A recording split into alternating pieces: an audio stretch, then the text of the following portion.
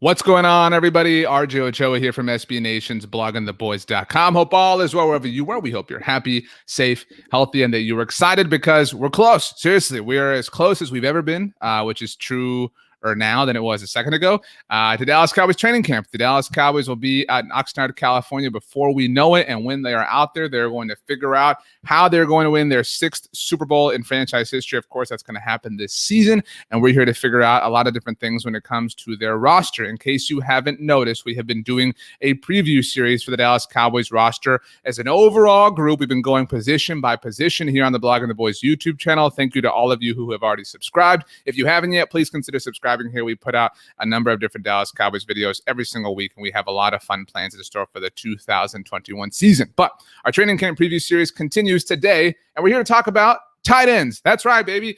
The land that Jason Witten used to roam for the Dallas Cowboys is now occupied by both Blake Jarwin and Dalton Schultz and some other people, to be fair. But it's really all about numbers 89 and 86 here in 2021. This is a very, very interesting position when it comes to the Cowboys this season because we got a lot of unexpected data last year, right? Like we went into last season, obviously, with Blake Jarwin finally being free from Jason Witten because Witten had retired, or excuse me, not retired. I've lost track of all his retirements. He had moved on to the Las Vegas Raiders, and Blake Jarwin got an extension with the Dallas Cowboys, and we were super pumped to see what he was going to finally be able to do with the opportunities of being the team's true and top tight end, especially in an 11 personnel offense that featured Amari Cooper, Michael Gallup, and CeeDee Lamb. Blake Jarwin, we know, is athletic. We know he has incredible hands, but unfortunately, he was injured in the season opener on the road against the Los Angeles Rams, and we never got to see it. But Dalton Schultz, as we all know, obviously came in, had an incredible season for the Cowboys, all things considered, which takes us to where we are now. Now, speaking of where we are in our current moment, let's take a look at all the tight ends currently on the Dallas Cowboys roster as we get ready for training camp.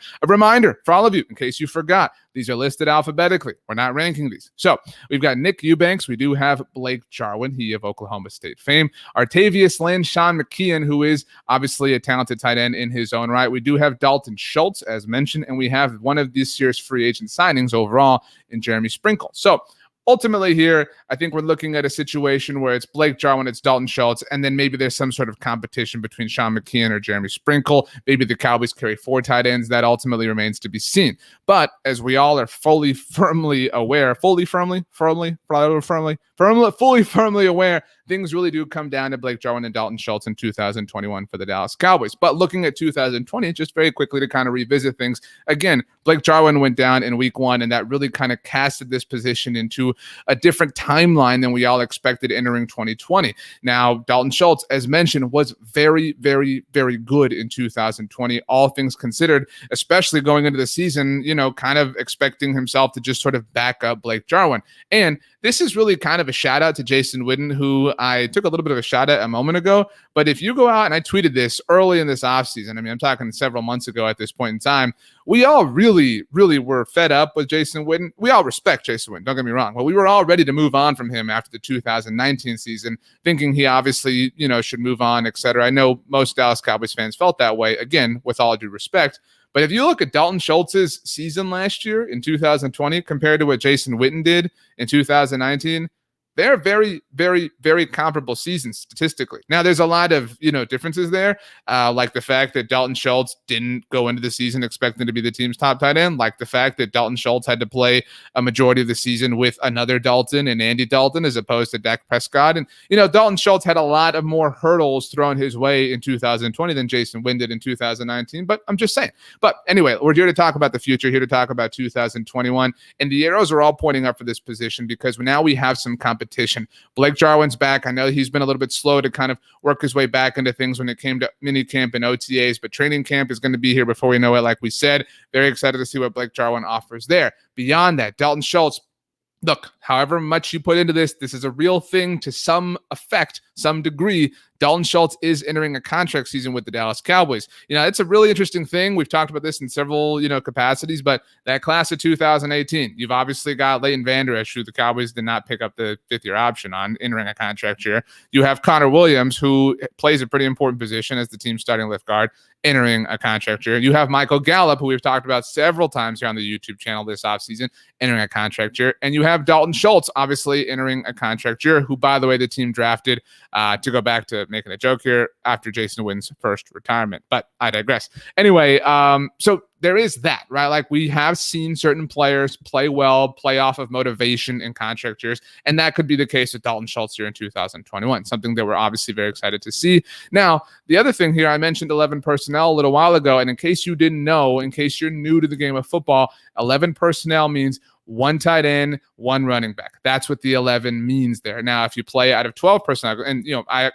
whatever, I got those, because I'm keeping you on your toes here. That's one running back, one tight end. If you're being specific, if you're being linear, so 12 personnel is one running back and two tight ends. You get that. You still got your 5 offensive linemen. You've got your quarterback. You've got your 3 wide receivers. We like 11 personnel because that means 3 wide receivers are on the field for the Dallas Cowboys. When you play in 12 personnel, that means that there are only 2 wide receivers on the field because you have 2 tight ends. So if you're playing in 12 personnel, you're taking Michael Gallup off the field, and instead you're putting Dalton Schultz on the field, if we are assuming that Dalton Schultz is not the team's top option. We'll get to that in a moment.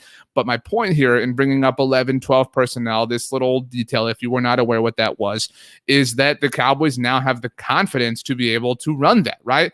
I mean, we have hated 12 personnel. You know who loves 12 personnel? The Philadelphia Eagles, because for so long they have had Zach Ertz and Dallas Goedert and et cetera, and 12 personnel is fine, but we want those fast receivers downfield. We want to throw the ball. We want to move the ball at length. That's why we like 11 personnel. We don't want 12 personnel. We don't want dudes blocking. We don't want that all the time. Now, to be fair here, Dalton Schultz is the best blocker on the team when it comes to the tight ends. And that's an important detail when it comes to all of this here.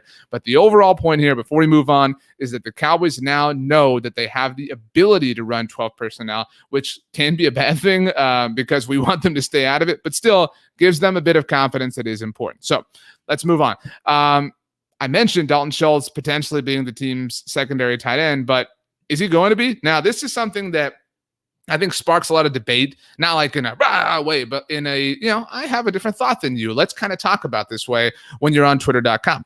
I personally believe that the starting tight end job is Blake Jarwin's to lose. That's my belief. The Cowboys paid Blake Jarwin. We talk so much about here, and this is kind of an NFL just 101, motto, so to speak, is you always follow the money in the NFL. Who got paid? Because those are going to be the people that get the opportunities, because the teams that paid them want to see the players that they paid, right? Like that makes sense. We see that in every aspect of life. And Blake Jarwin is the player that the Cowboys believed in enough to pay. And Dalton Schultz is the player who's in a contract year. And so those are not necessarily two competing ideologies, but they're important things to kind of remember and add distinctions to when we look at this position entering this season. I don't know, and a lot of this obviously will depend on Blake Jarwin's health, and I think we all believe he's going to continue to progress and be ready to go come week 1, but I just don't see any I don't want to ride the fence and say I think this is kind of a true sort of, not timeshare, but I do believe that both players will be utilized, because where Dalton Schultz has an edge over Blake Jarwin is in fact that he is a better blocker. And we know that that is an important thing, because if you are going to run 11 personnel, one aspect of things is you want Blake Jarwin running downfield. You want that super athlete with those great hands, that guy who we saw catch 3 touchdowns against the New York Giants now 3 years ago. You want that guy involved in the offense, because Amari Cooper is going to draw coverage. CeeDee Lamb's going to draw coverage. Michael Gallup's going to draw coverage. You know who's going to be left open? And by the way, the first touchdown of the 2019 season, open. If you don't believe me, pull it up. The first touchdown of the 2019 season, Blake Jarwin right down the middle, because everybody else is drawing coverage, because that's how dangerous the Cowboys wide receivers are. And that was a world that didn't include CeeDee Lamb, by the way. So you've got that option with Blake Jarwin, obviously, from an aerial perspective. But you also need help. We also obviously know this Cowboys offensive line is not exactly what it's been in years past. You obviously have to run the ball at different times, although, throw the ball, please. And so Dalton Schultz offers a lot in that sense. We have not seen Blake Jarwin's abilities as a blocker get to the point that Dalton Schultz's have early on in Dalton's career. And so that sometimes can be enough. What separates one tight end from another, and what allows a team, in this case the Dallas Cowboys, to prioritize Dalton Schultz. We see that a lot with running backs, right? Like, and I'm not making this a discussion about Zeke Elliott, who's a fantastic blocker in his own right, but we see that sometimes where different running backs can't get on the field because they can't block as well as different players, right? And so sometimes your best availability, or your best option to having availability to being on the field for your NFL team, if you're a running back, if you're a tight end, is how great you are in the blocking game. And that is where Dalton Schultz really separates himself. And so I could see Dalton Schultz if the season's going one way, and a lot of it depends on kind of how Kellen Moore wants this offense to run. And I think we all certainly believe in Kellen Moore overall again. But I mean, I could see Dalton maybe getting in and certainly maybe starting down the stretch. And obviously injuries will affect this situation as the season progresses. But I just don't know how this isn't Blake Jarwin's job come week 1 on Thursday, September 9th against the Tampa Bay Buccaneers. And that's the question I'm trying to answer. I'm trying to say, who is going to be the starter week 1? I think it's Blake Jarwin. But I certainly think if you're looking at every position on the Dallas Cowboys roster, right, and you look at all the guys who we have penciled in as the starters at those positions. Now, penciled in is not exactly accurate because Dak Prescott's not penciled in. Dak Prescott's in cement, right? Zeke Elliott's, although we've obviously, petitioned for Tony Pollard to get more snaps. But if you looked at every starter, if you looked at all 22, and you could throw in specialists if you want, I think the starter who I could see losing their job, if I power rank starters in terms of most likelihood to lose their job to least likelihood to lose their job. So in this example, like Dak Prescott would be at the very bottom, right? I would say that number 1 might be Blake Jarwin, just because of what Dalton Schultz offers. The margin between them is so much thinner than it is with any other starter at any other position, and that is an important factor when it comes to this position. And when it comes to Dalton Schultz's potential to ultimately contribute in a number of different ways, because while we're highlighting Dalton Schultz's ability in the blocking game here in the run game overall, I mean, he's not a bad option in the passing game. And so if you're Mike McCarthy, right, if you're in charge of this decision and you are deciding and you're looking, okay, are we really going to go? And this is a really vacuumized the word. If this is a really vacuum sort of way of looking at this, and you're saying, who should we go with here? Generally speaking, Blake Jarwin or Dalton Schultz. Well, Blake Jarwin's definitely a better athlete and, certainly a more viable option in the passing game, but Dalton's not bad there. And Dalton is a really, really great blocker. And that's somewhere that Blake can kind of struggle, or at least has struggled in the past. Let's just go this route, right? Like that makes sense. We can understand the logic behind that, which is how a lot of times these decisions ultimately happen. So will Dalton Schultz be the starter? I don't think so. I don't think so right away. I think if that's something, it would be something that kind of marinated, that kind of evolved over time. Because the other thing is, when you follow the money in the NFL, the Cowboys, you generally have to be very, very, very good. We talked in our defensive tackle video about the spectrum of Cowboys first-round pick, like the Zach Martin, Taco Charlton thing. You generally have to be supreme baller for the Cowboys to give you a second contract, at least a legitimate second contract, right? Sometimes we see players get second deals with the Cowboys, but they're lower, not lower quality, but they're lower financially based figures, et cetera. They're just normal second contracts in the NFL, not these sizable, massive, record-breaking things. And so my point is, I think that Dalton Schultz will have options when it comes to 2022 because tight ends are so difficult to find, right? We know that. So I think there's going to be a little bit of a market for Dalton Schultz. And a lot of that does depend on what happens this season. But I think that the Cowboys are looking at things and saying, well, we've already paid Blake Jarwin, right? And we've already paid Blake Jarwin, so we're not going to pay Dalton Schultz. And I think the Cowboys know that. And so ultimately you want to play the best player, right? You want to get the best product on the field. But I could see the Cowboys saying, well, this is who we're committed to. We're committed to Blake Jarwin. We're going to go down the Blake Jarwin route. We're going to see what the Blake Jarwin route ultimately yields. And that's kind of how we're going to make our bed. And we're going to lie on it, at least at the beginning of the season, until we have more data. Because Blake Jarwin is such an interesting player on this team. We've talked so much about Dak Prescott coming back from injury, Tyron Smith, Lyle Collins, Leighton Vander Esch even, right? But Blake Jarwin is also coming back from injury. We've even talked about Tristan Hill coming back from injury. I mean, Blake Jarwin really has not been seen, certainly hasn't been seen in the capacity of being the team's top tight end because, as mentioned, the last time we saw kind of a full body of work from Blake Jarwin was 2019 when Jason Witten was still around. So, I mean, it's hard to know who he is. He's such an enigma in that sense, which is both fun and scary. And so you don't know what you're going to ultimately get there, which is why, having Dalton Schultz around is not a bad way to kind of, have a level of security entering this season. I have one more question for you. This last question, it's, hey, we're sitting here talking, two friends talking, maybe multiple friends. I don't know how many of you are out there. In fact, I'm going to guess right now there's 3 of you there. It's just my personal guess. But anyway, who do you prefer? Because we've kind of laid out the logic behind them both, right? The pros and the cons, so to speak. We've made our lists. Don't show them to Rachel Green because she'll get pissed off. But who do you prefer? Because that's kind of what it comes down to, right? Like, it's about what you prefer. It's about what you want. It's about, your option that you like more. So Blake Jarwin, Dalton Schultz. I'll take your answers right now. Just kidding. I know that doesn't work that way. But I think for me, the answer is Blake Jarwin. Even though I don't want to call it like a mystery box because we don't know anything about him. I believe in what we've seen from Blake Jarwin so far. And I mean, he is an incredible athlete. He obviously is somebody who has done a lot in his football career, not just his NFL career. Last year we spoke to his position coach on the Blogging the Boys podcast network, talked about his versatility, obviously at Oklahoma State, how he played that cowboy back position for any Cowboys fans, not Dallas Cowboys fans, Oklahoma State Cowboys fans. Blake Jarwin is a really versatile athlete. And so I really believe that his athleticism is the separator the Cowboys are looking for. We talked about the blocking, abilities of Dalton Schultz being a separator, but I do believe that athleticism that Blake Jarwin offers, that's my preferred tight end to start for the Dallas Cowboys come week 1. Now I can make an argument for Dalton Schultz. I already did, right? The argument is he's the guy that was the team starting tight end, for the majority of last season. He's proven it. And he's been a starting tight end in the NFL more than Blake Jarwin has, right? Like, being serious there for a minute. I mean, Blake Jarwin obviously played in 2019, but I'm talking like legitimate expectations and things like that. So Dalton Schultz has kind of done that before. He's got that experience. He obviously is a great blocker. We've talked about that so much already here today. So there is this, like I said, there are other positions that you and I could sit here and debate.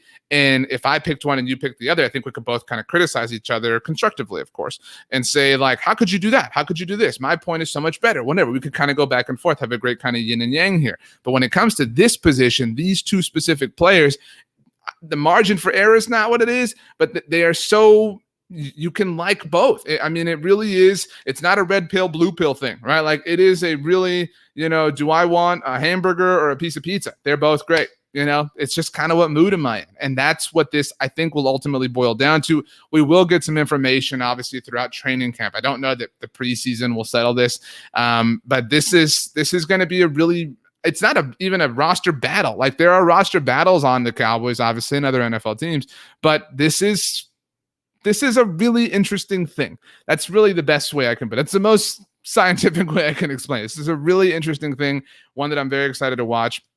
And I think that it's an underrated element to this offense because we've talked again, and I talked about how we didn't really talk about Blake Jarwin this offseason, but we've spent so much attention on the offensive line and that continuity and all the players coming back. Even Zach Martin coming back, obviously had his injury concerns last year as well. Tyler Biadasz in the secondary, right? Like we've devoted a lot of attention to that. There's so much concern about that. Dak Prescott coming back, understandably, team's quarterback, etc., face of the franchise. There's, you're not going to get around that. Zeke Elliott coming off of a down year. Obviously, should Tony Pollard be involved more, right? Like the wide receivers always get all this attention because they're Amari Cooper and Michael Gallup and CeeDee Lamb, right? Like there's all this going on and on and on and on. The defense has gotten so much attention this offseason because the Cowboys did this massive overhaul with it, right? Out of their 11 draft picks, they spent 10 of them on the defense, right? They bring in all these defensive free agents. They have a new defensive coordinator. So like when you're trying to like, kind of catch your breath and think like what I feel like we're in like the candy store in Willy Wonka. It's like, I want some of this. I want some of this. I want some of this. I want some of that,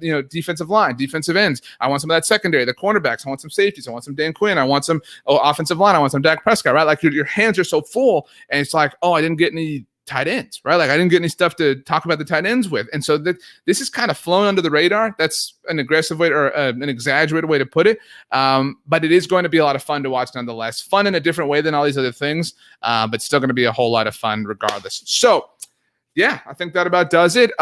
This has been, it's been a good time, you and me hanging out. I'm RJ Ochoa. You know me, of course, from Blogging the Boys. You can hit me up on Twitter or Instagram. My DMs are open. I am at RJ Ochoa. If you have a question, a comment, a concern, a limerick that you want to share. If email is more your speed, you can email me, rj.ochoa@sbnation.com. We are very excited for training camp to get here. Very excited for Hard Knocks to get here. Very excited for football season to get here. This is the last month without NFL football of some kind until March of 2022. So we have some very fun plans in store for throughout the Dallas Cowboys season to share with you here on the YouTube channel at bloggingtheboys.com on our podcast network. So make sure, please, to subscribe to our podcast network wherever you get your podcasts. If you can, leave a rating, write a review. Those things help us out so much. And speaking of help, if you can subscribe right here to the Blogging the Boys YouTube channel, we're very proud of all the work we do. We're very excited, like I said, about the work that is upcoming here in 2021 when the Dallas Cowboys are obviously going to win the Super Bowl. So going to be a great time. So All that being said, I think that's it. Yeah, I think we got it. I think we hit it all. So do me a favor, have the best day ever. Like I'm talking, like I know you've had some good days in the past, but I'm talking like just beat that. Just have the best day ever. Have the greatest day of all time. Have the best day you've ever had. Frankly, because you deserve it. Thanks for joining us, everybody. We'll see you next time.